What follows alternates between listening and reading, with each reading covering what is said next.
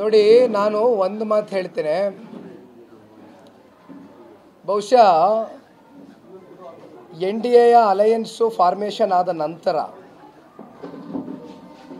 NDA alliance partners ಆಗಿ 28 ಲೋಕಸಭಾ ಕ್ಷೇತ್ರಗಳಲ್ಲಿ ಕೇವಲ ರಾಜ್ಯ ಮಟ್ಟದ ನಾಯಕರು, ರಾಷ್ಟ್ರ ಮಟ್ಟದ ನಾಯಕರು ಕೈಕುಲುಕಿರ್ತಕ್ಕಂಥದ್ದು ಒಂದು ಭಾಗ.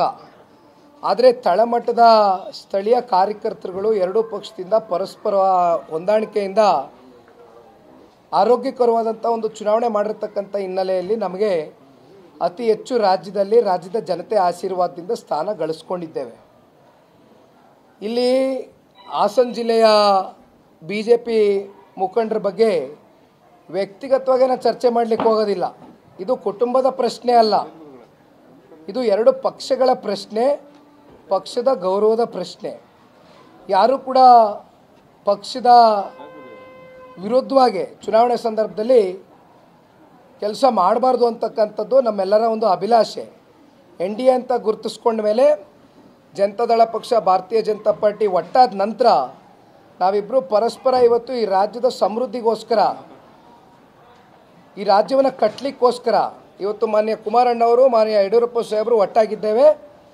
ಹಾಗಾಗಿ ಎಲ್ಲೋ ಒಂದು ಕಡೆ ಹಾಸನದಲ್ಲಿ ನೇರವಾಗಿ ಏನೊಂದು ಸಮಸ್ಯೆ ಉದ್ಭವ ಆಯಿತು, BJPಯ ಮುಖಂಡರು ನೇರವಾಗಿ ಹೇಳಿದರು.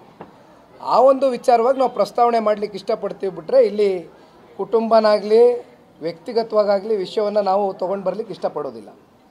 ಅದು BJP ಹೈಕಮಾಂಡ್ಗೆ ಬಿಟ್ಟಂಥ ವಿಚಾರ, ಅದನ್ನು ಅವ್ರು ಗಮನಿಸ್ತಾರೆ. ಬೇರೆ ಏನಾರು ಇತ್ತಣ್ಣ? ಅಷ್ಟೇ ಅಣ್ಣ, ಖಂಡಿತ ಇಲ್ಲ. ದಿಕ್ತಪ್ಪಿಸ್ತಕ್ಕಂಥ ಪ್ರಯತ್ನವನ್ನು ಕಾಂಗ್ರೆಸ್ ಮಾಡ್ತಾ ಇದ್ದಾರೆ. ಯಾಕೆಂದರೆ ಈ ಪಾದಯಾತ್ರೆಯನ್ನು ಯಶಸ್ಸನ್ನು ನೋಡಿ ಅವ್ರಿಗೆ ಸಹಿಸ್ಕೊಳ್ಳಿಕ್ಕೆ ಆಗ್ತಾ ಇಲ್ಲ. ಆದರೆ ಇದಕ್ಕೆ ಅವಕಾಶ ಮಾಡಿಕೊಡೋದಿಲ್ಲ. ಸಾರ್ವಜನಿಕರು ನಮ್ಮ ಜೊತೆಯಲ್ಲಿ ಇದ್ದಾರೆ.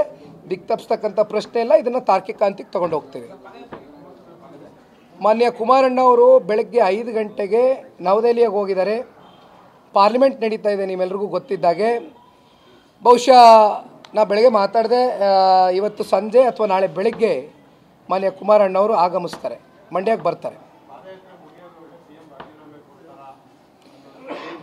ನೈತಿಕತೆ ಅಂತಕ್ಕಂಥ ಪದಕ್ಕೆ ಏನಾದ್ರು ಅರ್ಥ ಗೊತ್ತಿದ್ರೆ ಕೊಡಬೇಕು, ಇಲ್ಲ ಅಂದರೆ ನಾವು ಇವತ್ತು ಹೋರಾಟ ಮಾಡ್ತೀವಿ, ಕಾನೂನಾತ್ಮಕವಾದಂಥ ಹೋರಾಟ ಕೈಗೊಳ್ತೀವಿ. ಥ್ಯಾಂಕ್ ಯು ಅಣ್ಣ. ಎಲ್ಲ ರಾಜೀವಣ್ಣ